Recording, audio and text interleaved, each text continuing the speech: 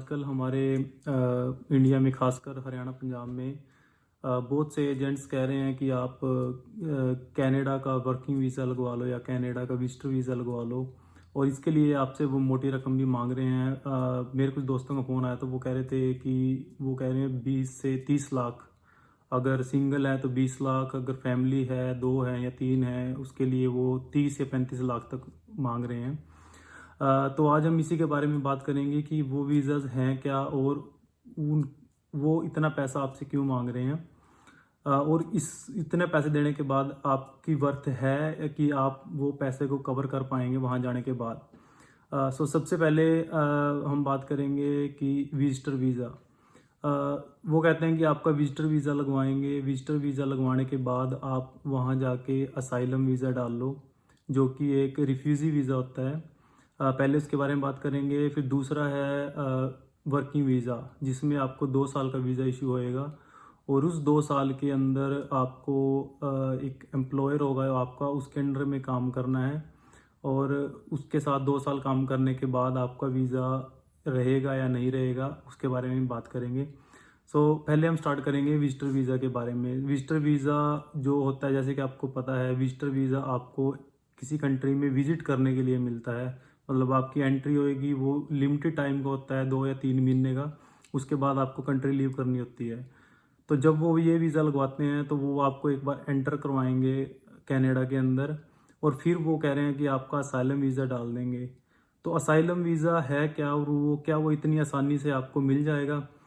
Asylum visa जो होता है वो एक रिफ्यूज़ी वीज़ा होता है, जो सिर्फ उसी को मिलता है जिसकी कंट्री में कोई क्राइसिस चल रहा है। जैसे कि यूक्रेन रसिया क्राइसिस चल रहा है आजकल, आपको पता है, क्योंकि यूक्रेन में रसिया वाले लोगों को मार रहे हैं, रशियन आर्मी। तो वो उनको ऐसे लोगों को वो रिफ्यूज़ी वीज़ा इशू करते हैं जिनको अपने देश में खतरा है। तो पहली बात, हम इंडियंस को अपने देश में कोई खतरा नहीं है, तो बहुत ही रेयर चांस है, मतलब 0% चांस है कि आपका असाइलम वीज़ा कनाडा में आएगा।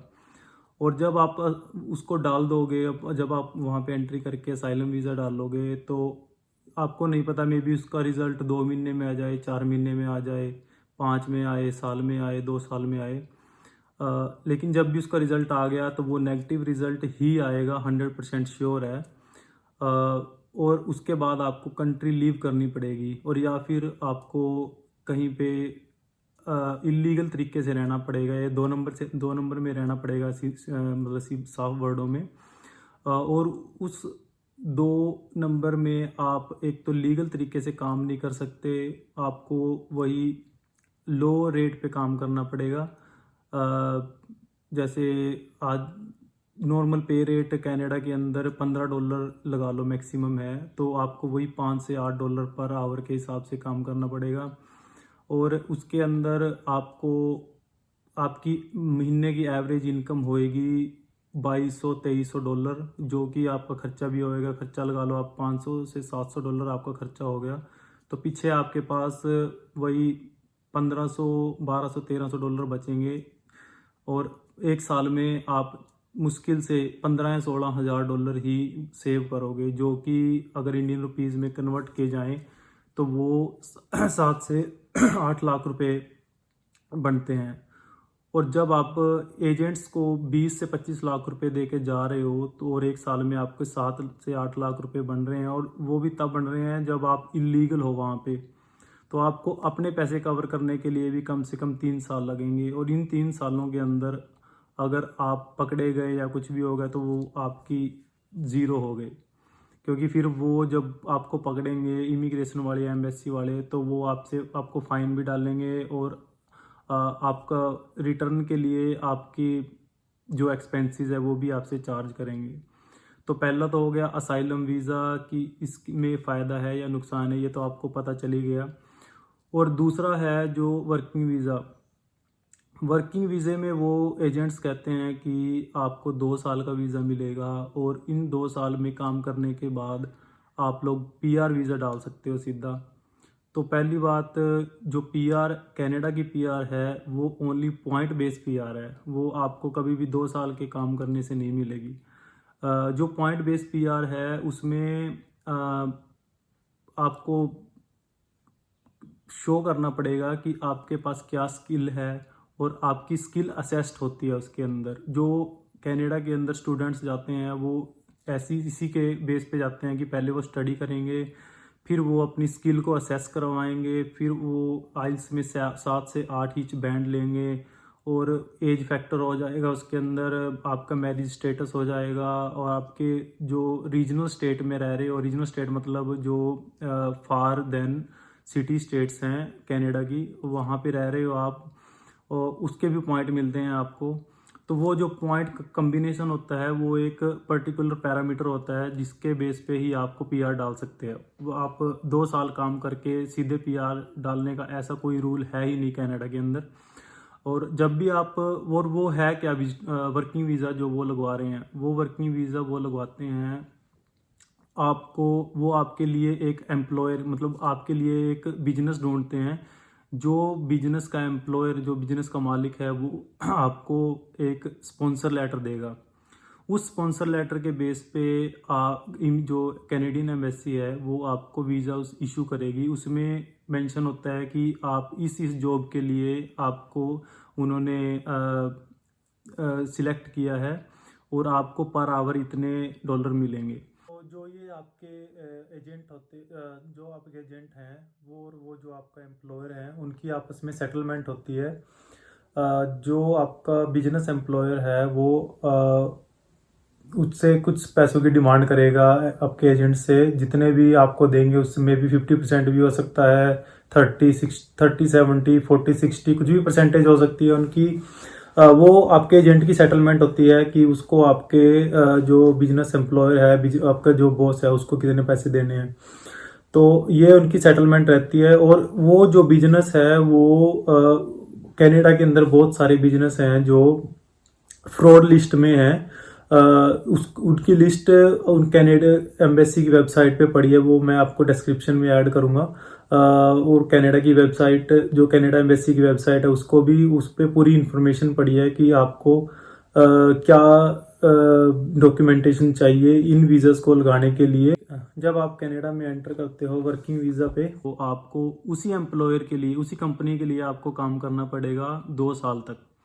अगर आप उसके लिए काम नहीं करोगे, क्योंकि आपको वीज़ा उसी कंपनी के में काम करने के लिए मिला है, तो अगर आप उसको छोड़ने की सोचोगे तो वो जो आपका एम्प्लॉयर है, जो आपका बॉस है, वो सीधे एम्बेसी में आपकी कंप्लेन करेगा, और आपका visa on the spot reject हो जाएगा। और उसके बाद आप लीगल तरीके से कनाडा में नहीं रह सकते।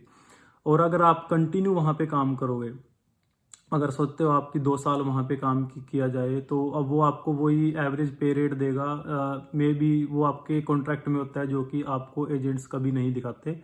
उसमें होता है वही $10 से $12 पर आवर के हिसाब से, जो कि एवरेज मंथली का बनेगा अराउंड $3,000, $3,000। और उसमें आपके एक्सपेंसेस भी होंगे, रहने के, खाने के, और जो जिसमें से आप 2,000 कुछ सेव करोगे, 2,000 या 2,200, और साल के आपके हो गए 25-26 हज़ार डॉलर।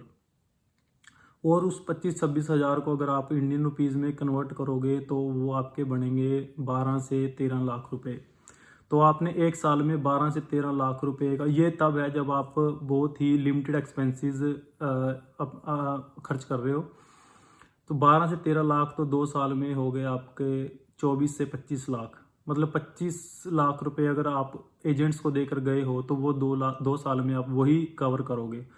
और 2 साल के बाद आपकी सिचुएशन क्या होगी, जहाँ से आप निकले थे, यहाँ से, इंडिया से, क्योंकि आपका वीज़ा 2 साल का था। उसके बाद कैनेडियन एम्बेसी आपको वीज़ा तभी इशू करेगी जब आपके पास एक्सटेंडेड एम्प्लॉयमेंट का लेटर होगा, जो कि आपको अपने एम्प्लॉयर से, अपने बॉस से दोबारा से लेना पड़ेगा।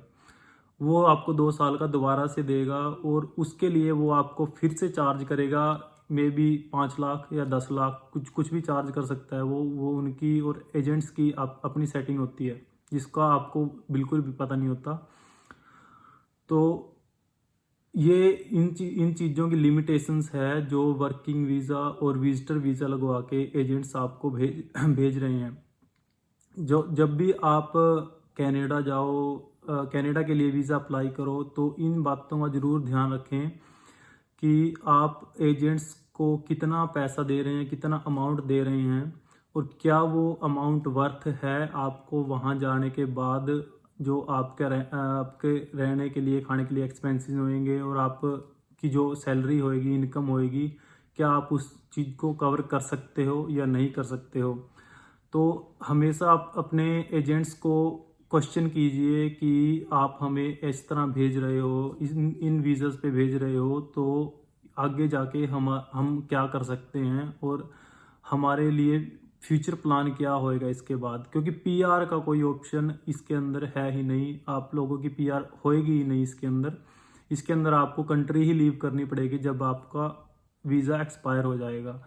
और कुछ लोग कहते हैं कि जो असाइलम है, जो इसके बारे में हम बात कर रहे थे, विजिटर वीज़ा के बाद असाइलम डाल लो, तो असाइलम का रिज़ल्ट आपका कभी भी आ सकता है। मतलब उसके लिए कोई पर्टिकुलर टाइम फ्रेम नहीं है कि आपका 1 साल, 2 साल, 3 साल, वो कभी भी 3 महीने में भी इसका रिज़ल्ट आ जाएगा, जो कि 99.9% नेगेटिव ही आएगा।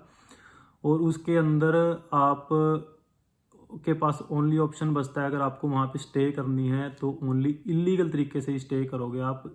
जैसे कह देते हैं कि लुक छिप के स्टे करनी। तो उस स्टे के अंदर एक तो आप लिमिटेड डॉलर पर आवर के हिसाब से काम करोगे, और दूसरा, जब कभी भी आपको लगा कि हम इंडिया जाना चाहते हैं या कुछ भी है, तो फिर आप वापस कनाडा नहीं जा सकते। तो ये भी आप सोच के चलिए कि अगर आप ये चीज़ कर रहे हो, तो क्या पता आपको 10 साल, 15 साल, कितना साल वहाँ पे रुकना पड़े, और पीछे आपकी फैमिली भी है, और आपको वापस आने का कोई ऑप्शन बचता ही नहीं उसके अंदर।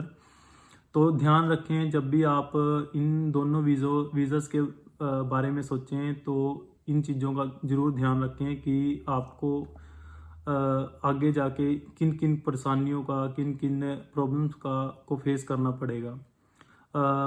मैं अपनी अगली वीडियो में आपको बताऊंगा कि जो स्टूडेंट वीज़ा होता है, स्टूडेंट वीज़ा में जो हम डालते हैं, कनाडा का, ऑस्ट्रेलिया का, न्यूजीलैंड का, कहीं का भी, तो उसमें हमारे जो डालता है स्टूडेंट या जो एप्लीकेंट है, उसके क्या क्या राइट हैं। हम एजेंट्स के ऊपर छोड़ देते हैं कि आप डाल दो, जो है वो आप कर लो, जो भी है, जैसा भी है, फंड की अरेंजमेंट होगी, डॉक्यूमेंट्स की होगी, लेकिन आपके क्या राइट हैं उसके बारे में, और आपको क्या पता होना चाहिए स्टूडेंट वीज़ा डालने के लिए, और आपको कोर्स कैसे चूज़ करना चाहिए। और सबसे ज़रूरी है फेक डॉक्यूमेंटेशन, कि फेक डॉक्यूमेंटेशन से आप कैसे बचें, जो आपके एजेंट्स आपको बिना बताए लगा देते हैं, और आगे चलकर उसके कॉन्सिक्वेंसेस क्या होते हैं जब आप फर्दर वीज़ा अप्लाई करते हैं, जैसे वर्किंग वीज़ा हो गया या पीआर होगी किसी भी कंट्री के अंदर। तो नेक्स्ट वीडियो देखने के लिए आप इस वीडियो को सब्सक्राइब करें और बने रहें हमारे चैनल के साथ। Thank you very much.